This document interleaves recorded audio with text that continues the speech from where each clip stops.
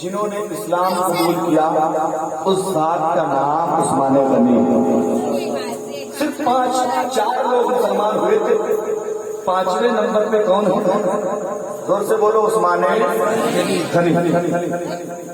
اور جس کا نام ہی غنی ہو وہ ہوگا کتنا مالدار۔ غنی کہتے ہیں، عربی کا ورڈ ہے، اس کا اردو میں معنی ہوتا ہے مالدار، ہندی میں اس کو کہتے ہیں دھنی، انگلش میں اس کو کہتے ہیں ریچ۔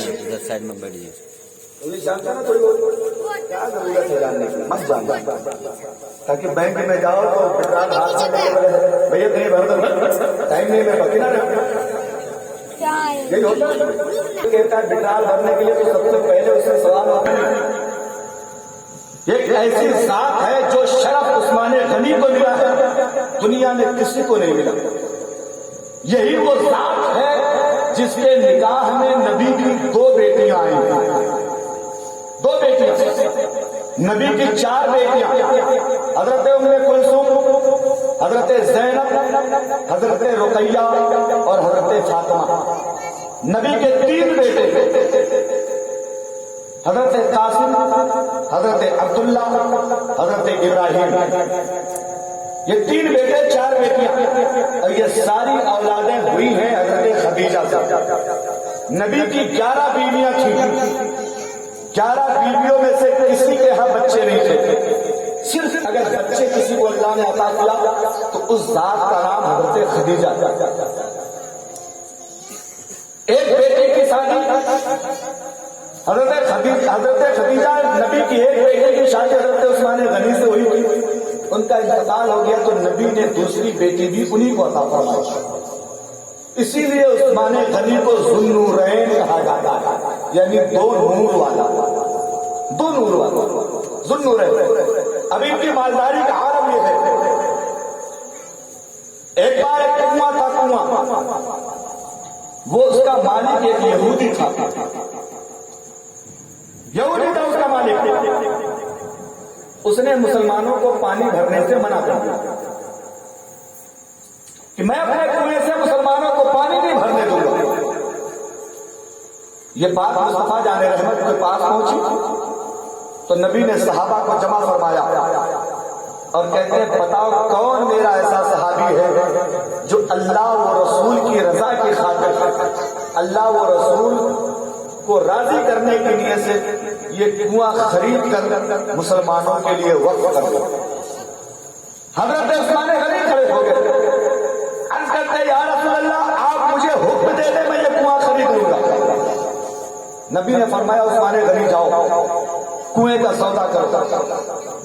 اب وہ یہودی کو بلایا گیا اور اس سے بات چلنے لگی، چلتے چلاتے سودا 35,000 روپے پہ طے ہوا۔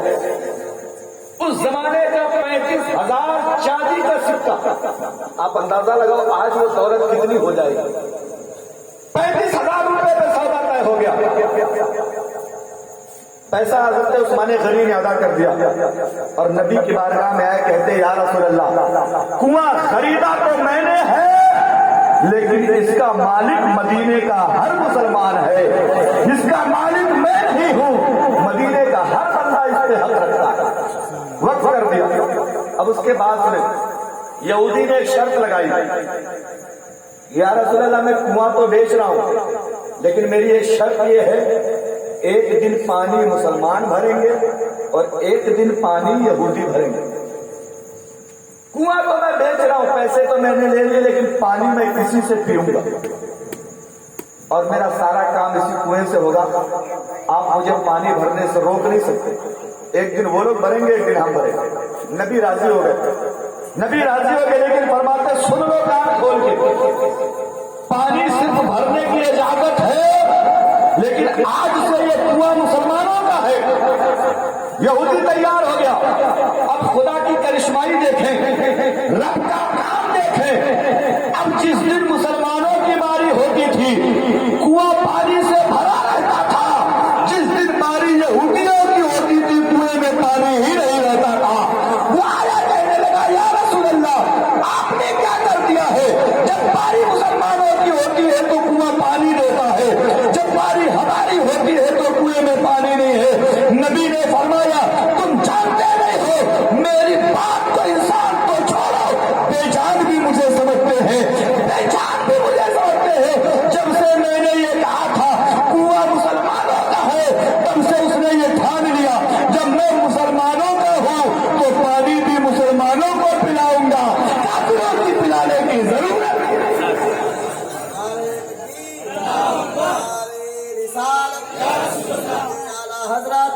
मैदान ताज शरिया जश्न शहराए करबो बला नारे तकबीर नारे हिसाल माशाअल्लाह। इस जात का नाम है उस्मान गनी। और आगे बढ़े, एक दिन हजरत उस्मान गनी नबी की दावत करने आए। या रसूल अल्लाह, दावत है। अब दावत करने आए तो बगल में बैठे थे मौला अली। अब कैसे एक साथ की दावत करें, एक की ना करें, ये कैसे हो जाता है? मिसाल के तौर पे आप अपने लड़के की शादी का दावतनामा लेके किसी के पास जाएं। मान लीजिए मेरे पास आप आए मुझे कार्ड देने के लिए कि हजरत फला दिन शादी में आपकी दावत, और आपका कोई जान पहचान वाला दूसरा मौलाना मेरे बगल में और बैठा। आप उसको सोच के नहीं आए थे, प्लान बना के नहीं आए थे कि उनको भी कार्ड देना है, लेकिन अब सामने मिल गए तो कैसे नहीं देंगे आप? आदमी ना चाहते हुए भी दावत दे देता है।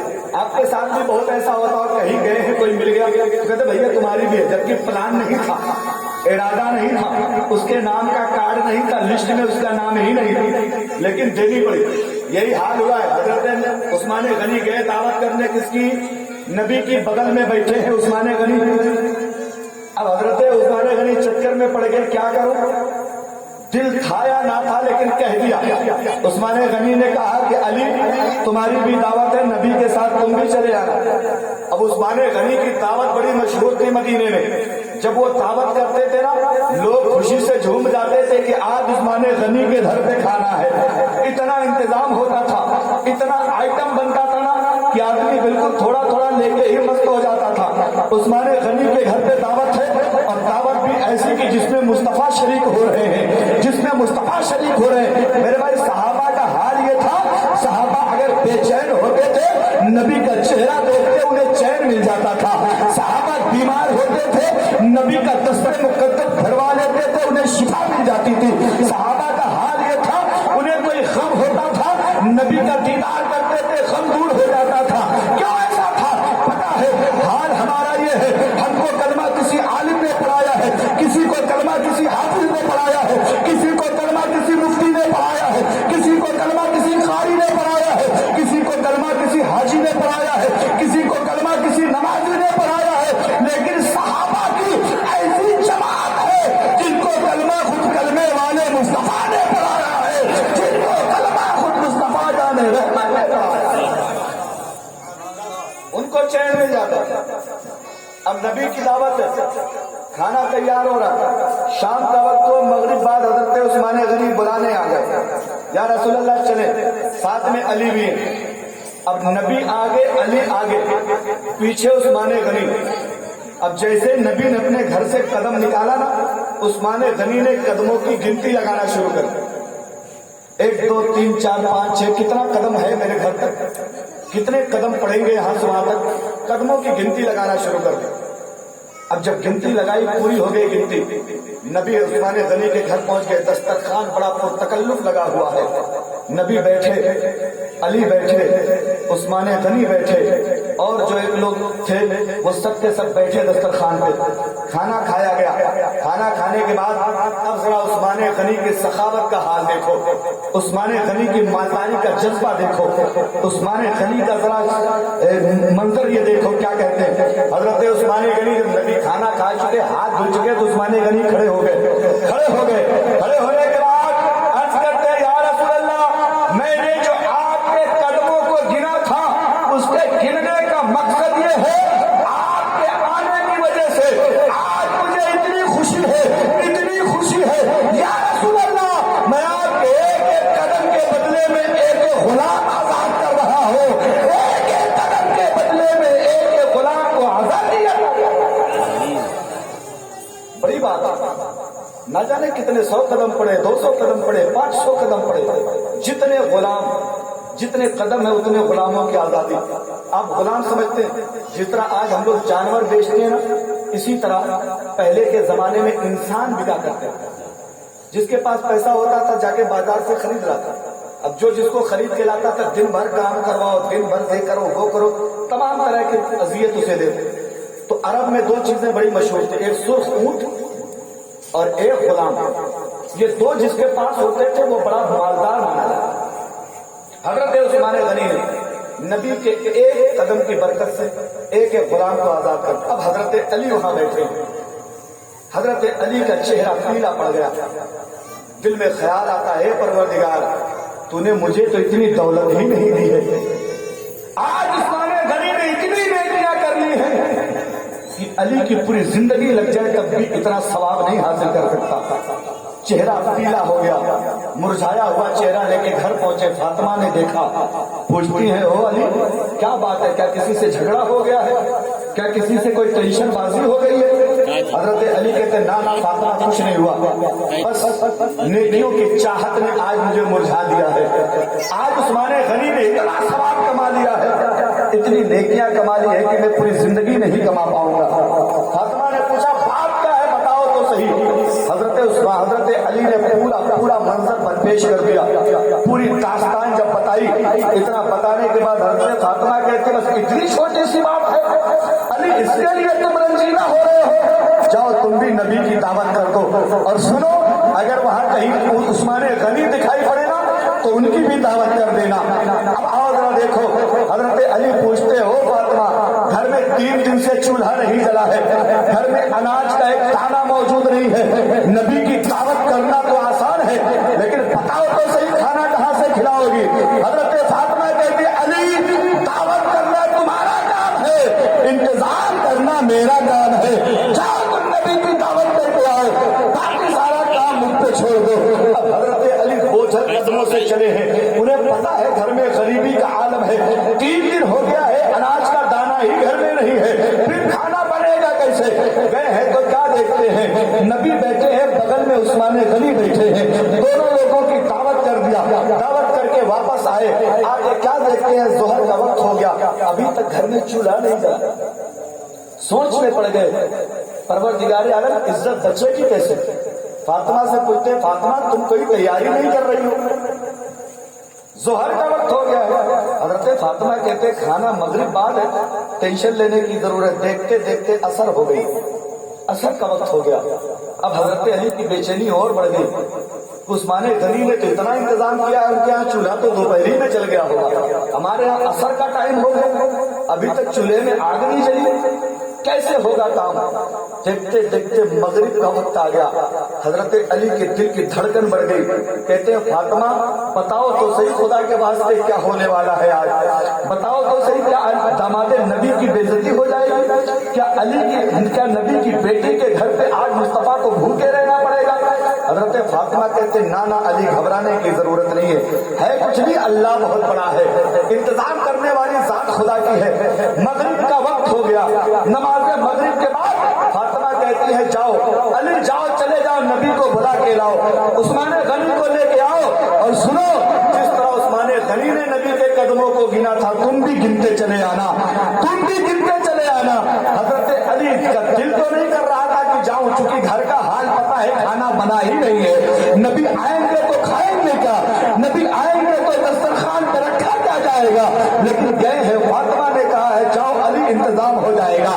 اب حضرت علی نبی کو بلانے کے لیے گئے ہیں.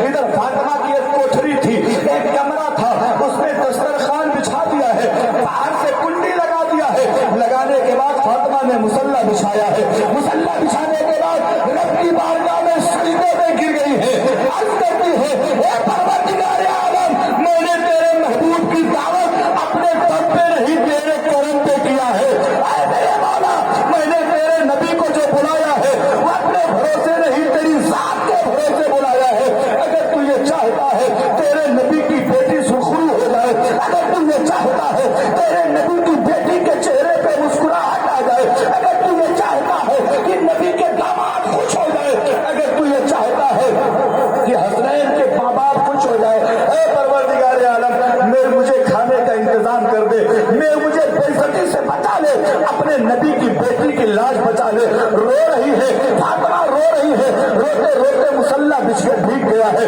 روتے روتے فاطمہ کا دپٹہ تر ہو گیا ہے, لیکن فاطمہ ہے کہ رب کو منانے پہ لگی ہے, فاطمہ ہے کہ رب کو راضی کرنے پہ لگی ہے. انہیں رب کی ذات پہ کتنا بھروسہ ہے ذرا اندازہ کرو. چولہا نہیں جلا ہے, آگ نہیں جلی ہے, گھر میں اناج کا ایک دانہ نہیں ہے, رب کی ذات پہ بھروسہ دیکھو ذرا حضرت فاطمہ کا. رو رہی ہے, روتے روتے دروازہ پہ पर दस्तक होती है, दरवाजा खटखटाया, मौला अली आ गए हैं, नबी को लेके आ गए हैं, उस्मान गनी को लेके आ गए हैं। फातिमा ने जल्दी जल्दी दुपट्टे में आंसू पोंछा, जल्दी जल्दी उस मुसल्ले को समेटा और ले जाकर किनारे रखने के बाद दरवाजा खोल देती है। दरवाजा खोलने के बाद पर्दे में चली जाती है। क्यों चली जाती है? अली से पर्दा नहीं है, नबी से पर्दा नहीं है, लेकिन साथ में उस्मान गनी जो आ रहे हैं उनसे पर्दा करना जरूरी है। नबी की बेटी ने पर्दा करके दुनिया को ये बता दिया है, ऐ लोगों, चाहे वो तुम्हारा देवर हो उससे पर्दा जरूरी है, तुम्हारा जेठ हो उससे पर्दा जरूरी है, तुम्हारा बहनोई हो उससे पर्दा जरूरी है, तुम्हारी साली का शौहर उससे पर्दा जरूरी है। कोई भी हो, जिन लोगों से पर्दा जरूरी नहीं है वो एक बाप है, एक शौहर है, एक बेटा है, एक भतीजा है, एक भांजा है। जिनसे शादियां हराम है उनसे पर्दा जरूरी नहीं है, जिनसे निकाह जायज है उनसे हर हाल में पर्दा जरूरी है। आज हमारी बहनों का हाल ये है, देवरों से मजाक करती है, देवर ये समझता है भाभी में आधा हिस्सा होता है। परेशान की बात है, जेठ को तुम मजाक करती हो, अपने देवरों से मजाक करती हो। कान खोल के सुन लो, नबी की बेटी इतने करीबी है, इतने करीबी है उस्मान गनी कि नबी के बड़े चहीते हैं। वो नबी के हजरत फातिमा की बहन के शौहर भी है, हजरत फातिमा के बहनोई भी है, लेकिन फातिमा फिर भी पर्दे में चली गई। क्यों? वो जानती है बहनोई से पर्दा करना जरूरी है, बहनोई से पर्दा करना वाजिब है। पर्दे में गई, नबी ने पूछा फातिमा खाना कहाँ है, बताओ तो सही, दस्तरखान कहाँ लगा है? हजरत फातिमा कहती है या रसूल अल्लाह, सामने जो कोठरी है, सामने का जो रूम पड़ा है उसी में दस्तरखान लगा है। नबी कहते चलो फातिमा जरा दरवाजा खोलो, दरवाजा खोलो। हजरत फातिमा से कहते या रसूल अल्लाह, बेटी का घर है, बाप अगर दरवाजा खोल लेगा तो क्या कबाहत की बात है? या रसूल अल्लाह, आप मेरे बाप हैं, आप ही दरवाजा खोल के अंदर चले जाए। नबी ने बिस्मिल्लाह पढ़ के दरवाजे की कुंडी हटाई है, दरवाजे का पल्ला खोला है, आंखें लोगों की फटी फटी रह गई। वो दस्तरखान जिसको फातिमा ने खाली बिछाया था वो खानों से भरा नजर आ रहा है, पूरे दस्तरखान पे खाना खाना नजर आ रहा है। नारे तकबीर, नारे रिसाल, मसलके आला हजरत, शान फातिमा, नारे तकबीर, नारे रिसाल। तवज्जो है, बात समझ में आ रही नहीं आ रही है? बेटा कहा मान लिया है, एक देखने वाले का कहा मान लिया है। अरे बिन देखे तुझे हमने खुदा मान लिया है, बिन देखे तुझे हमने खुदा मान लिया है। अल्लाह को देखा है आपने? दस्तरखान पे हजरत उस्मान गनी हैरत में, अली का घर का चूल्हा जला नहीं, अली के घर पे दौलत है नहीं, अली गरीब, रुपया है नहीं, खाना बाजार से आया तो बाजार से लाने के लिए पैसा चाहिए, खाना अगर चूल्हे पे बना तो चूल्हे के लिए गल्ला चाहिए, चूल्हा बुझा हुआ है, पैसा है नहीं, और इतना अच्छा दस्तरखान सजा कैसे? इसी हैरत में उलट पलट कर रहे हैं हजरत उस्मान गनी। नबी ने खाना खा लिया, उस्मान गनी ने खा लिया, मौला अली ने खा लिया। अब यही वक्त था जब उस्मान गनी ने अपने दस्तरखान पे ऐलान किया था, या रसूल अल्लाह, आपके आने की बरकत से एक एक कदम से एक एक गुलाम आजाद कर रहा हूँ। अब हजरत अली दिल ही दिल में खुश है कि फातिमा ने खाने का इंतजाम तो बहुत अच्छा किया, लेकिन फिर एक टेंशन है अली को, इंतजाम तो खाने का हो गया लेकिन अब मेरे पास कुछ है ही नहीं। नबी के आने की बरकत से मैं ऐलान क्या करूं, मैं क्या आजाद करूं? इधर इधर अली का दिल अभी उथल पुथल हो रहा है, इधर मुस्तफा ने दिल की कैफियत को समझ लिया। वहां अपने दस्तरखान पे उस्मान गनी खड़े हुए थे, यहाँ अली के दस्तरखान पे मेरा नबी खड़ा हो गया है, मेरा नबी खड़ा हो गया है, मेरा नबी खड़ा हो गया है। और नबी इरशाद फरमाते हैं, ओ उस्मान गनी, कान खोल के सुन लो, तुमने एक गुलाम को दुनिया से आजादी दी थी, लेकिन आज फातिमा के घर पे आने की बरकत से मेरे एक एक कदम के बदले में अल्लाह ने 100 जहन्नमियों को जन्नती बना दिया है, 100 जहन्नमियों को जन्नती बना दिया।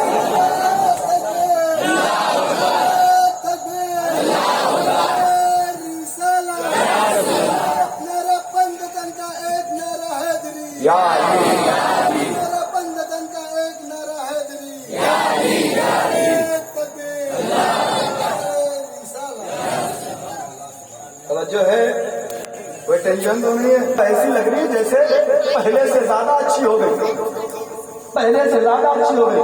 علی نے جھنڈا لیا اور دوسرا ہاتھ کے بعد ہوا میں بلند کر دیا اور فرماتے ہیں دنیا والوں کان کھول کے سن لو، من کنتو مولا ہو فعلی المولا، جس کا میں مولا ہوں اس کے علی بھی مولا ہے، جس کا میں